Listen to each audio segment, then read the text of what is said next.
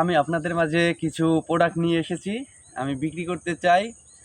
আসলে সব জায়গায় ঘুরি, আমি এই প্রচারটা করে থাকি। তো আপনাদের যদি প্রয়োজন হয় আমার কাছে আসতে পারেন।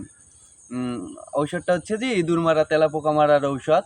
এই ইঁদুর মারে, তেলাপোকা মারে, লাল পিঁপড়া মারে, জার পোকা মারে, দাউদের মলম, খাউজনি, চুলকানি, একজিমা, বিখাও, চর্মরোগ, মাথার উকুন মারে।